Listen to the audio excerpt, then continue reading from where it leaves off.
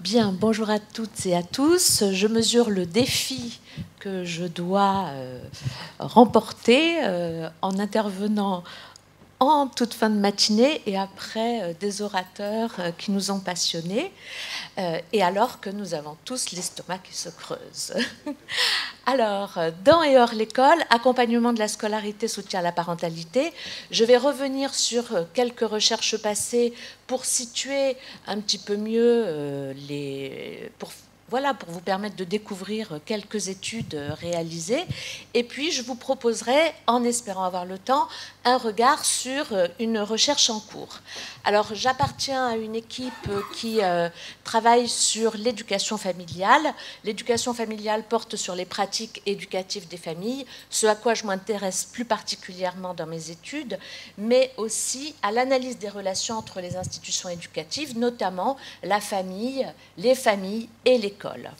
Alors, l'éducation familiale couvre d'autres champs, comme vous le voyez ici, les interventions socio-éducatives, par exemple, notamment pour ce qui concerne l'enfance en difficulté, l'aide sociale à l'enfance, mais je ne m'attarderai pas sur ce point. Alors, quelques éléments de contextualisation, puis retour sur des recherches passées et regard sur une recherche en cours, comme je vous l'ai annoncé, c'est mon plan. Quelques éléments de contextualisation, vraiment très brefs, pour ce qui concerne l'accompagnement à la scolarité. Je m'appuie sur les travaux de Glassman, qui étudie le travail des élèves hors l'école. Je m'appuie également sur un certain nombre de recherches, notamment celles de Rayou, de Kéroubi, sur l'activité scolaire hors l'école, activité qui est bien entendu appuyée sur le travail enseignant, bien sûr, mais qui se poursuit pour l'élève qui est non pas seulement un enfant hors l'école, mais qui est aussi, bien entendu, un élève, y compris dans la sphère familiale. Alors, l'accompagnement à la scolarité repose bien entendu sur des pratiques enseignantes notamment, des pratiques de l'élève, de l'enfant, mais aussi sur des acteurs, les élèves, les enseignants eux-mêmes, et puis plus largement la communauté. Autrement dit, les professionnels, les bénévoles, les parents. Il y a de nombreuses recherches à ce propos, des recherches qui nous viennent notamment du Québec, puisque la notion de communauté, communauté éducative que nous employons dans le contexte français depuis une quinzaine d'années, est fortement appuyée sur les travaux de nos cousins québécois.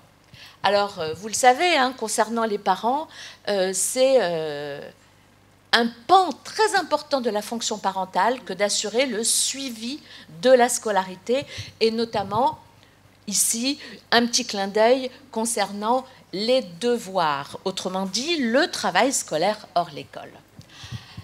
Quelques points de référence concernant l'accompagnement à la scolarité. Eh bien, l'accompagnement à la scolarité s'appuie depuis une trentaine d'années sur des politiques publiques. Des politiques publiques qui sont soutenues par différents organismes, subventionnées et financées par différentes institutions. Ici, par exemple, vous voyez apparaître le logo de la Caisse des allocations familiales. Ces politiques publiques sont également encadrées par des textes.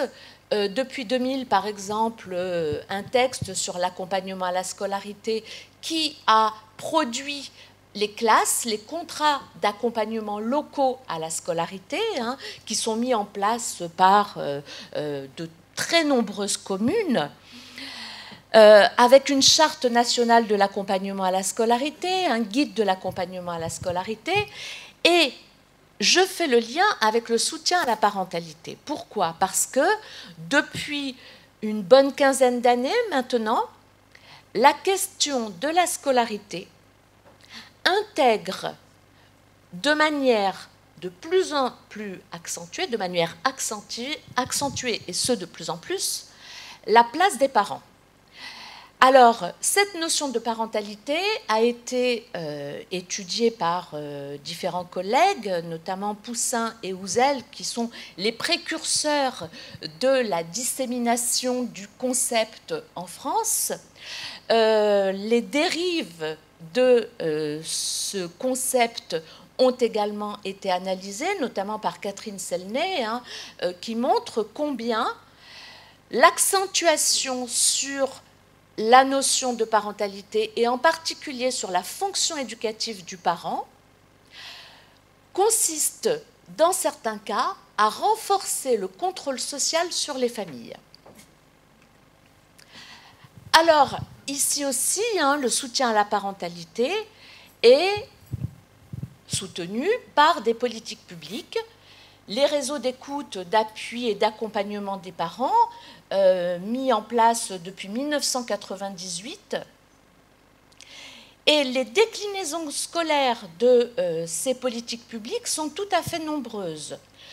Si vous êtes attentif aux circulaires de rentrée scolaire, par exemple, vous repérerez que d'une année sur l'autre, on voit apparaître l'importance de la place à réserver au lien avec les parents, à la relation avec les familles, à la communication, non seulement avec les parents d'élèves délégués, donc une approche institutionnalisée des parents, bien entendu, mais aussi avec les parents d'élèves individués, et notamment avec les parents d'élèves les plus éloignés de l'institution scolaire.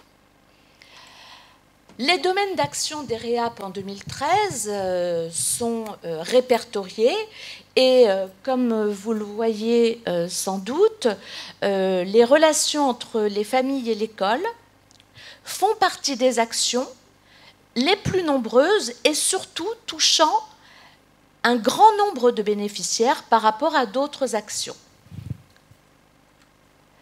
Alors, une petite référence à une étude sur le travail scolaire des élèves hors l'école, une recherche-action en formation des enseignants avant la mise en place du master. Cette recherche était subventionnée par l'ACSE, à l'époque en tout cas l'ACSE. Il s'agissait de stimuler les conduites réflexives sur les enjeux cognitifs et sociaux d'une pratique ordinaire, autrement dit, ce travail scolaire hors l'école, qui, dans bien des cas, reste un impensé pour les enseignants, et notamment pour les jeunes enseignants. Il s'agissait également de donner corps, à travers un protocole, appuyé sur les outils scolaires qui circulent entre l'école et la famille, donner corps donc à la question du travail scolaire de l'élève hors l'école, considérer les contextes dans lesquels les élèves réalisaient ce travail scolaire hors l'école, y compris dans un contexte où les textes officiels interdisent les travaux écrits, en tout cas certains travaux écrits. Autre recherche, une recherche-action avec des acteurs du PRE de la ville de Paris. Alors, le groupement d'intérêt public pour la réussite éducative à Paris avait fait un appel d'offres, un appel à projet pour une recherche permettant d'implanter et d'évaluer deux actions. Une action concernant des groupes de parole à destination de parents migrants, les papothèques, et un atelier destiné à informer les parents d'élèves de CP du parcours scolaire de leur enfant tout au long de l'année scolaire. Il s'agissait d'inscrire les actions dans le référentiel d'évaluation du dispositif de la réussite éducative à Paris et tout particulièrement de vérifier si ces actions approchaient la question de la réussite éducative, notamment en termes de bien-être à l'école, de bien-être dans le contexte familial par rapport à la question scolaire, d'épanouissement des enfants également. Il s'agissait de vérifier aussi si ces deux actions étaient susceptibles d'améliorer les relations entre les familles et les institutions, et bien entendu de repérer si elles pouvaient contribuer au soutien à la fonction parentale, notamment la fonction éducative. Alors le constat, donc l'étude est une étude monographique qui s'appuie sur une recherche de terrain intégrant des observations dans les actions citées, les papothèques et l'atelier à destination des parents de CP, mais aussi ces observations participantes notamment, ont été croisées à des entretiens réalisés auprès des professionnels de différents secteurs, enseignants par exemple, mais aussi acteurs de la réussite éducative, et des entretiens auprès des parents et des enfants. Alors on constate finalement, dans un premier temps, des liens assez lâches, voire très lâches, très relâchés entre les professionnels intervenant dans l'éducation des enfants. Et du coup, ces deux actions qui avaient déjà été installées au moment où la recherche débute, ces deux actions restent tout à fait marginales, assez confidentielles. Et on observe notamment un faible nombre de participants ou bien des participants peu fidèles dans ces deux ateliers. Du côté des enseignants, on observe également une mise à distance des langues et des cultures familiales. Point très important si on sait que les papothèques s'adressaient tout particulièrement aux enfants de maternelle et à des migrants récents. Et pourtant, on observe chez les enseignants une mise à distance des langues et des cultures familiales avec une crainte de l'étiquetage des parents, de processus d'assignation. On met cela, bien entendu, en référence au modèle traditionnel assimilationniste de l'intégration à la française et à une posture antiraciste qui, dans les représentations, contribuerait à développer une posture raciste lorsqu'on prend en compte les singularités. Alors, des réticences également à admettre le plurilinguisme au sein de l'école. Pourquoi au sein de l'école? Parce que dans les papothèques intervenait un traducteur, un interprète plutôt. Des réticences également à faire référence aux cultures familiales, y compris dans l'éducation de la petite enfance, et des perceptions assez figées des cultures ou des identités. Le travail qui intègre les professionnels, donc, dans un but de recherche-action participative, contribue a contribué, et là je vais très vite, je ne présente que les résultats principaux, a contribué à une meilleure connaissance des actions par les parents, mais aussi par les professionnels, parce que finalement, on pouvait observer que à l'intérieur même de l'école où ces actions étaient proposées, celles-ci restaient méconnues par les enseignants eux-mêmes, qui ne pouvaient de ce fait orienter les parents qui pouvaient en avoir besoin ou qui auraient pu avoir des attentes vis-à-vis d'une meilleure information sur l'école, sur la scolarité, sur les parcours scolaires des enfants. Bon, on observe évidemment, comme vous le constatez aussi, que dans cette école concernée par le programme de réussite éducative des enfants, il y a une forte présence d'acteurs éducatifs autres que les enseignants. Des acteurs éducatifs qui interviennent dans le contexte des loisirs, qui interviennent dans le contexte de l'accompagnement éducatif, qui interviennent, et là, plutôt dans la communauté, autrement dit, dans le secteur associatif, autour du soutien à la scolarité, de l'aide aux devoirs, etc. Alors, les résultats principaux concernant cette recherche, c'est que ces deux actions, les papothèques et l'atelier destiné aux parents de cours préparatoires, ont des effets sur les parents dans le sens où ces groupes assurent une fonction de soutien. Soutien linguistique, on peut bien le comprendre évidemment du fait de la présence de l'interprète, mais également des parents qui assurent les contacts de langue entre eux, les contacts de langue et de culture. Donc soutien de type linguistique, soutien de type pratique, surtout pour les migrants récents. Soutien aux pratiques éducatives, en effet, les échanges autour des pratiques éducatives constituent une approche réflexive pour les parents et une ouverture à des pratiques éducatives, notamment celles qui sont implicitement liées à l'activité scolaire. Et bien entendu, ces groupes assurent également un soutien de type socio-affectif, notamment pour les parents isolés et plus particulièrement encore pour les mères. Des effets sur les professionnels également, puisque ces deux actions ont contribué à un développement professionnel pour les enseignants, et ces groupes ont pu être abordés à la fois comme des espaces de développement professionnel, mais aussi personnel, en tant qu'ouverture aux cultures, ouverture aux langues, connaissance des familles et de l'environnement local dans lequel exercent les enseignants. Alors, si j'ai le temps, je vais donc présenter quelques aspects. Oui, j'ai encore 3 minutes. Quelques aspects sur une recherche en cours, ville et numérique, offre et accompagnement des enfants, des jeunes et des parents. Alors, nous avons déjà des liens avec l'Université de Limoges. Cette recherche, finalement, s'appuie sur une première étude que j'ai réalisée sur les blogs des écoles, et en particulier les cahiers de vie numériques, parce qu'on peut faire un parallèle évidemment entre les supports traditionnels, les supports papier, cahiers de vie, et les cahiers de vie numériques que sont les blogs.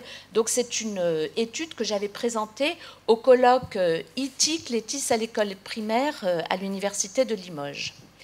Dans cette étude, il s'agit de repérer l'offre en matière d'accès aux usages des technologies numériques d'information et de communication pour les enfants, pour les jeunes, mais aussi pour les parents. C'est une étude monographique qui porte sur une ville moyenne. Bon, pas de secret, il s'agit... Ah non, c'est enregistré. Bon, je ne dirai rien alors. Qui porte également... Alors, dans la ville, j'étudie les structures éducatives, établissements scolaires, les centres sociaux, bibliothèques, médiathèques. Bon, vous voyez un petit peu l'éventail des structures éducatives, et je cherche à repérer quelles sont les offres en matière d'accès au numérique. Alors, le corpus porte sur des observations, des entretiens informels, d'autres entretiens de type semi-directif. Quelques résultats. Alors, dans les centres sociaux, depuis une dizaine d'années déjà, des ateliers sont proposés pour former, dirons-nous, à certains logiciels. Mais dans un premier temps, cette formation concernait les adultes.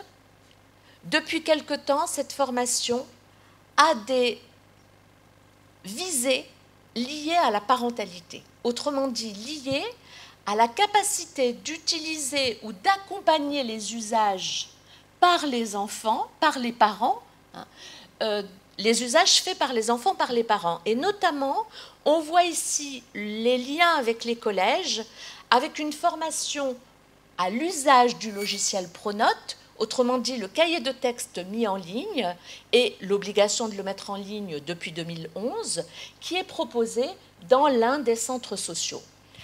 Une borne informatique au point information famille qui est bien entendu en lien à l'accès aux droits pour les parents, notamment l'accès aux prestations familiales. À la médiathèque, bon, vous ne l'ignorez pas, les médiathèques disposent depuis de nombreuses années déjà d'un espace numérique.